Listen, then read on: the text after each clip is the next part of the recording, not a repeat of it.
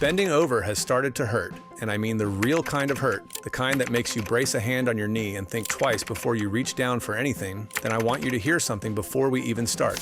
You do not have to give up your garden. You have to change what's in it, that's all. And that is a much smaller thing than it feels like right now. Let me tell you what I've watched happen, because maybe it's happening to you.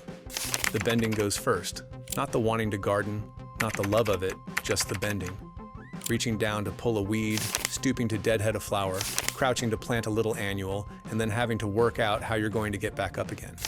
And because so much of ordinary gardening lives down there, low, at ground level, on the floor, a person slowly starts to do less of it, and the beds they loved for 30 years start to slip away from them. And every time they look out the window, it aches a little, in a place that has nothing to do with the back. Here's what I wish somebody had told every one of them years ago. It was never you that failed, it was the plants. Because almost all the plants that keep you bent over, the little annuals you rebuy and replant every spring, the fussy things that need constant deadheading and dividing and coddling down at ground level, those were somebody's choice. And there's a whole other kind of plant out there. Plants that stand up tall so you don't have to bend down. Plants you put in the ground one time and then simply admire. Plants that need one cut a year, done standing straight up, and are otherwise perfectly happy to be left completely alone. That's what today is. 8 plants for the gardener whose back has said, enough. Every single one was chosen because it asks nothing of you down at ground level. And the one at the very end is the plant I'd choose above all the others, because it will fill your whole yard with a scent that carries you straight back 40 years, every spring, for the rest of your life. And it will do it without you ever once bending down to tend it. Stay with me for that one. It's the reason I made this whole video. We're counting down from 8, and I promise you, by the end, you'll be looking out at that yard thinking not about what you've lost, but about what you can plant this very season. Let's begin. Number 8, the coneflower. Tough, tall, and it feeds the birds all winter so you don't have to tidy it. Let's start with a flower that does absolutely everything you want and asks for absolutely nothing in return. The coneflower, the one a lot of folks know by its other name, Echinacea. Big, bold, daisy-like blooms on strong, tall stems, in purple, pink, white, orange, and more, standing 2 and 3 feet up in the air, right where you can see them and enjoy them without bending an inch. Here's why it belongs at the front of this list. The coneflower is native, which means it evolved to grow here without any help from anybody. It handles heat, it handles drought, it grows in poor soil without complaint, and it does not need deadheading. Now that one matters more than it sounds, so let me say why. Deadheading, snipping off the spent flowers, is one of those endless little stooping chores that wears a gardener down. With coneflowers, you skip it entirely. And here's the wonderful part. If you leave the spent flower heads standing through the fall and winter, the goldfinches and the chickadees come and feed on the seeds all through the cold months. So the chore you skip actually becomes a gift to the birds, and a bit of beauty in the bare winter garden besides. You plant a few coneflowers one time from standing, and they come back bigger every year. They gently seed themselves into new plants here and there, and they hum with butterflies all summer long. Tall color, winter birds, zero fuss, nothing down at ground level. That's the whole idea of this video in a single plant. Number 7, black-eyed Susans. Just about impossible to kill. Right alongside the coneflower, growing in much the same happy, hands-off way, is the black-eyed Susan. You know it even if you don't know the name. Those cheerful golden yellow flowers with the dark brown button in the middle, the ones you see glowing along roadsides and in meadows all over the country, growing wild with not a single person tending them. And that right there tells you everything. This is a plant that grows itself along the highway with no help at all, which means in your garden it's going to be about the easiest thing you ever grew. It's tough as old boots. It shrugs off drought and heat and poor soil. It stands up tall on its own without staking. And it blooms for months, from the middle of summer right through the fall, at exactly the time when a lot of gardens are starting to look tired and finished. When the neighbors' beds are fading in August, yours are still glowing gold. Like the coneflower, you can leave it entirely alone. No deadheading required, leave the seed heads standing and the birds feed on them through winter. It spreads gently into a bigger patch each year, and every few years. If you want more, you dig up a clump and split it into free plants, which is a job you do once in a great while, standing up with a fork, not a chore that nags at you weekly. Plant a drift of these one afternoon, and then mostly just enjoy the show. They'll do the rest themselves for the next 20 years. Number 6, Autumn Joy Sedum. The plant that stores its own water and never asks for a drink. If your bending days are behind you, then watering is probably wearing on you too, all that hauling of cans and dragging of hoses.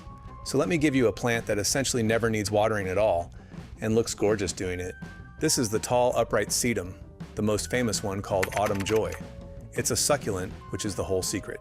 It stores water inside its own thick, fleshy leaves and stems, so it carries its own supply and simply doesn't care if you forget it for a month. It grows in a neat upright mound, about knee to waist high, in a tidy clump that doesn't flop and doesn't run and doesn't misbehave, and it puts on one of the great slow shows of the whole garden year.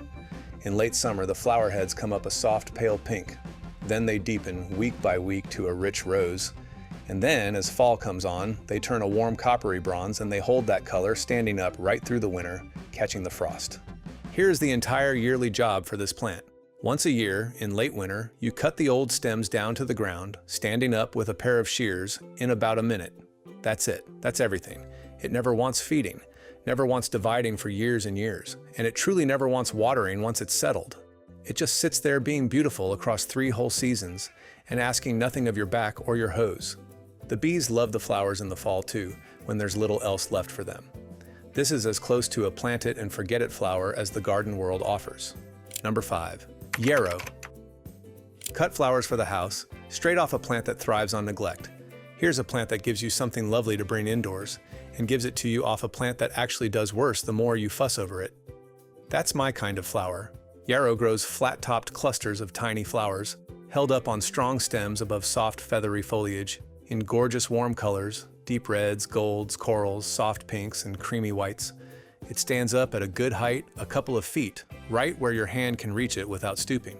And here is the key thing about yarrow. It wants poor, dry, lean soil and full sun. Rich soil and fussing actually make it flop and disappoint. So this is a plant for your worst, driest, most neglected spot, the strip you've given up on, and it will thank you for the neglect by blooming its heart out. It's tough beyond belief, drought-proof once established, and the deer and rabbits leave it alone because of the scent in the leaves. And here's the little gift in it. Yarrow makes one of the finest cut flowers there is. You snip the blooms, standing up, bring them inside, and they last beautifully in a vase. And if you hang them upside down to dry, they hold their color for months, so you can have flowers from your own garden on the kitchen table in the dead of winter. A tough, thriving on neglect, standing height plant that hands you cut flowers for the house nearly year-round. Plant it in your worst soil and let it prove me right. Number 4, Baptisia. Plant it once and you may never lift a tool for it again. Now here is a plant that most people have never heard of, and every one of them should have, because it might be the single most no-work perennial in this entire video. It's called Baptisia, or false indigo, and once you understand what it does, you'll wonder why it isn't in every garden in the country. Baptisia grows into a big, handsome, shrubby mound, 3 or 4 feet tall and wide, with blue-green leaves and, in late spring, tall spikes of flowers, most famously a beautiful deep indigo blue, though there are yellows and purples and whites too. It looks like a shrub, it acts like a shrub, but it's a perennial that comes back every year. And here is the remarkable part. Baptisia has a deep, tough taproot, and because of that, it does not want to be divided, does not want to be moved, and does not want you fussing with it at all. You plant it one time, in a sunny spot, and then you essentially never touch it again. It lives for decades, gets a little more magnificent every year, needs no staking, no dividing, no deadheading, and barely any water once it's established. There is genuinely almost no yearly job with this plant. You might cut it back once in late fall standing up if you feel like tidying, or you can leave the handsome seed pods, which rattle nicely in the wind and look wonderful. That's the whole relationship. You plant a Baptisia the way you'd plant a shrub one time from standing, and then it simply gets on with being beautiful for the next 20 or 30 years, while asking you for nothing whatsoever. For a gardener whose back is done bending, that is close to a perfect plant. Quick word, because we're right in the middle, and this needs saying out loud. There's a feeling that creeps up on a lifelong gardener, and I've seen it steal the joy right out of people, so I want to name it. It's the feeling that if you can't garden the way you used to, down on the ground, in the dirt, from dawn till your knees gave out, then you've somehow lost your place in it. That you're less of a gardener now. I want to tell you as plainly as I can. That is not true. Choosing plants that work with your body instead of against it is not a defeat, it is wisdom. It's the exact thing that separates the people who are still gardening happily in their 80s and their 90s from the people who quit in frustration at 70. The ones who keep going aren't the ones who gritted their teeth and kept bending until they couldn't. They're the ones who got smart, who filled their beds with plants that stand tall and need nothing, so that gardening became a pleasure again instead of a punishment. That's not giving up the garden, that's how you get to keep it for the rest of your life. If that's the kind of honest, on-your-side gardening you're after, subscribe before we get to the last three, because that's the whole reason this channel exists. Now, the top three. Number 3, Panicle Hydrangea. All the drama of a hydrangea, none of the fuss, pruned from standing. Everybody loves a hydrangea, those great generous heads of bloom, but a lot of the old-fashioned kinds are finicky. They sulk about cold winters, they won't flower some years, and they leave a gardener frustrated. So let me point you to the one kind that solves all of that, the Panicle Hydrangea, the sort you'll see sold under names like Limelight. It is the toughest, most forgiving, most no-nonsense hydrangea there is, and it's tailor-made for a gardener who can't be fussing at ground level. The Panicle Hydrangea grows into a big, handsome shrub, chest-high or taller, and in late summer it covers itself in enormous cone-shaped flower heads, starting a soft lime green, turning creamy white, and then aging to a beautiful dusky pink as the fall comes on. One shrub becomes the whole centerpiece of a corner of the yard. It's cold hardy almost anywhere. It blooms reliably every single year without the drama, and it grows up at eye level where you can enjoy it without stooping. And here is why it earns its spot on this list. Unlike the fussy hydrangeas, this one blooms on brand new growth, which means the pruning could not be simpler. Once a year, in late winter or early spring, you take your loppers and, standing straight up, you cut the whole shrub back by about a third. That hard, simple, standing up cut is exactly what gives you those giant flower heads the following summer. One cut a year, on your feet, and a spectacular shrub in return. You can even cut a few of the blooms to bring inside and dry, and they'll last for months in a vase on the table.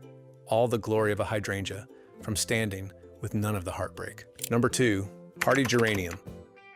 The flower that blooms for half the year and smothers your weeds while it's at it. Before we get to number 1, let me give you a plant that solves two problems at once, the color problem and the weeding problem, and does both without you ever getting down on the ground. This is the hardy geranium, and I need to be clear about which one, because the name confuses people. This is not the annual geranium you see in every gas station in a red plastic pot, the one that dies every fall and has to be rebought every spring. That's a different plant entirely. The hardy geranium is a true perennial, and the finest of them, a variety called Rozanne, is one of the great gifts to a low-effort garden. It makes a low, spreading mound absolutely covered in violet-blue flowers. And here's the astonishing part. It blooms from early summer right through until the frost. Not for a couple of weeks.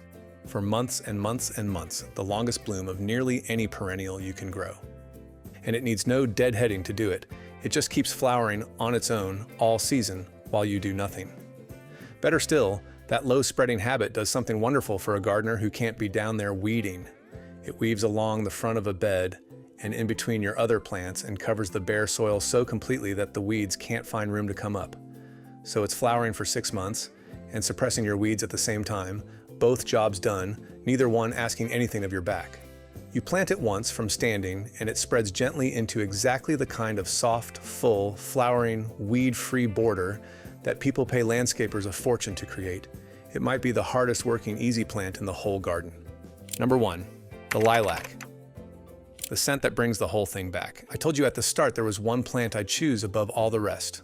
Here it is, the lilac. Now let me tell you why a common old lilac sits at number 1 on a list of clever, hardworking, no-bending plants ahead of everything else. It's not just that it's easy, though it is. It's not just that it stands tall and needs nothing at ground level, though it does. It's the scent. If you've ever walked past a lilac in full bloom on a warm May morning, you know. That smell doesn't just fill the yard. It reaches into you and pulls up something old and deep, a grandmother's dooryard, a spring from your childhood, a person you loved a long time ago. There is no perfume in any bottle that does what a lilac does to a memory. And here's the plant part, the part that puts it on this list. A lilac is a big, tough, long-lived shrub that you plant one single time and then keep for the rest of your life and beyond it. They live for decades. Many live for 50 years, some far longer. There are lilacs still blooming today beside farmhouses that fell down half a century ago, planted by hands that are long gone. You put one in the ground, in a sunny spot, one afternoon, and then it simply blooms for you every single spring, taller than your head, filling the whole yard with that scent and asking almost nothing of you in return. No dividing, no replanting, no fussing down at ground level, ever. Here's the one bit of care, and you do it all standing up. After the lilac finishes blooming in spring, that's your moment to shape it if you want to, trimming with loppers while you're on your feet. That's the whole job, once a year, optional. And every few years, if it gets tall and leggy, you can cut a few of the oldest, thickest stems right down to the ground to keep it young, again, standing up, no bending. That's it. That is the entire lifetime care of a plant that will scent your whole spring for the next 40 years. And here is the real reason it's number one. Some morning years from now, that lilac is going to be in full bloom outside your window, and you're going to catch that scent on the air, and for just a moment you'll be somewhere else. Some spring long ago, with someone you loved. And you'll get to have that every single year, without ever once bending down. That's not just a plant. That's a spring morning you're giving your future self over and over for the rest of your life. Plant the lilac. So there they are. 8 plants for the gardener whose back has earned its rest. Here's what they all share, and it's the whole idea in one thought. Every one of them stands up to meet you instead of asking you to get down to it. They give you color and scent and cut flowers and birds and beauty from up where your hands and eyes already are, and they ask for nothing down on the floor where it hurts. That is a real garden. A full one. A beautiful one. It just happens to be built for the body you have now instead of the one you had at 30. Here's how I'd start if I were standing in your boots today. Don't redo the whole yard at once. Pick 3. Start with one tough, tall perennial that needs no deadheading, a coneflower or a black-eyed Susan, so you get color without a single stooping chore. Add the hardy geranium so something's blooming for half the year and smothering your weeds while it does. And plant the lilac, the long game, the one that pays you back in scent and memory for the next 40 springs. Do those 3 this season, from standing, and let them get to work while you do less and less every year. Because that's the gift hiding in all of this. You do a little planting at the start, from your own 2 feet, and then the garden slowly takes the work off your hands and asks less of you every year, not more. You get to keep the thing you love on your own terms, standing tall. Now I'd love to hear from you. Tell me down in the comments which of these you're going to plant first, and how many years you've been gardening. Because I have a feeling some of you have been at this longer than I've been alive, and I read every single one. And if you know someone who's been quietly letting the garden go because the bending got to be too much, send them this. It might be the thing that hands it right back to them. I'll leave you with this. There's a spring morning coming, a year or 2 from now, where you step outside with your coffee, and the lilac is in bloom, and the coneflowers are humming with butterflies, and not one bit of it is asking your back for anything. You planted that, standing up, on your own terms. That morning is already on its way to you. All you have to do is put the first one in the ground. Go on, go do it.